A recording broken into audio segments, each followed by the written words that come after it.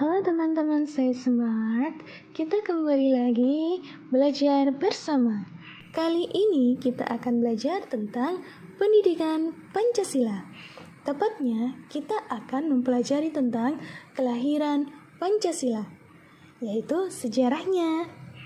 Jadi, Pancasila itu tidak serta-merta tiba-tiba ada, melainkan Pancasila itu memiliki proses sejarah kelahiran yang cukup panjang. Ayo kita belajar bersama-sama tentang sejarah kelahiran Pancasila. Kita lanjut ya tentang sejarah kelahiran Pancasila. Pancasila adalah dasar negara Indonesia.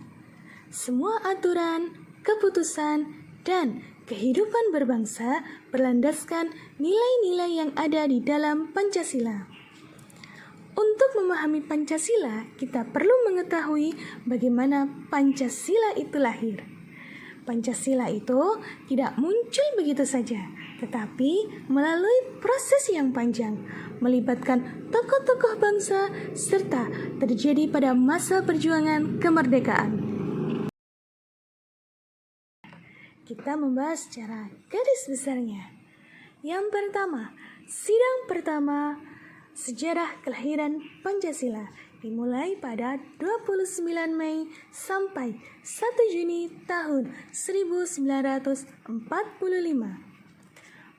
Para tokoh bangsa menyampaikan usulan mengenai dasar negara. Beberapa tokoh penting memberikan gagasan. Di antaranya ada Mr. Muhammad Yamin, ada Profesor Dr. Supomo, ada juga Insinyur Soekarno. Teman-teman, Insinyur Soekarno menyampaikan pidato yang berisi 5 prinsip dasar negara. 5 prinsip itu diberi nama Pancasila. Nah, inilah momen yang kemudian diperingati sebagai hari lahirnya Pancasila, 1 Juni 1945.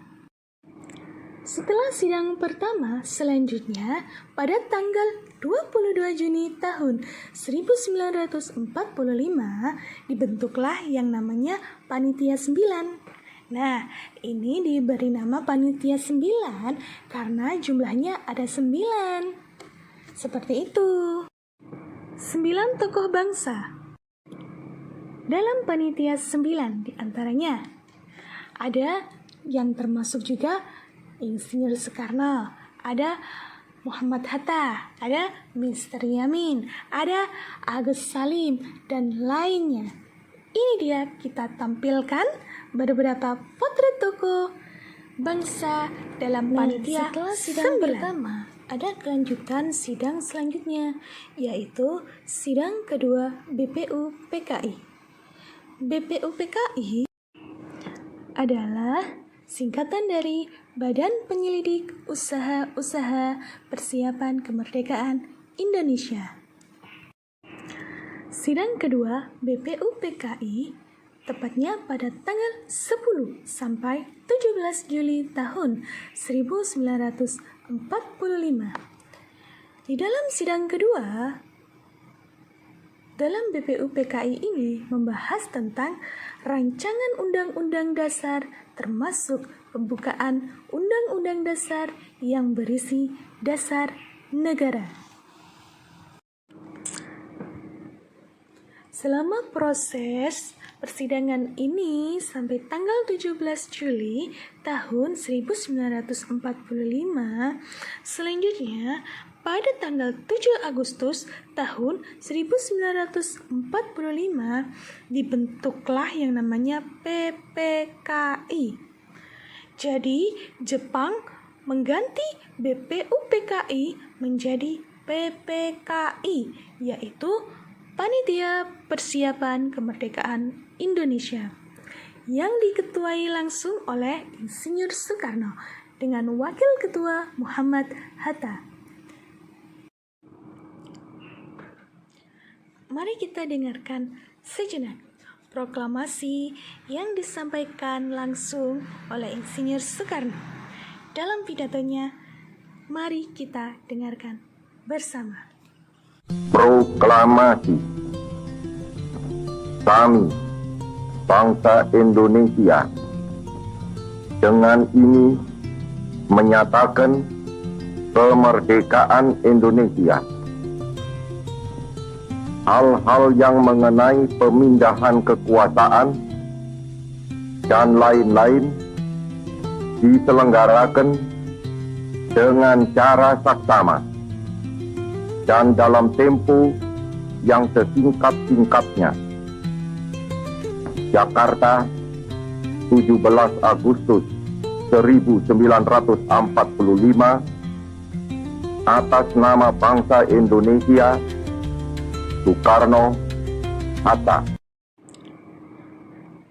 Setelah proklamasi kemerdekaan pada tanggal 17 Agustus tahun 1945, selanjutnya esoknya pada tanggal 18 Agustus tahun 1945 ada yang namanya pengesahan Pancasila.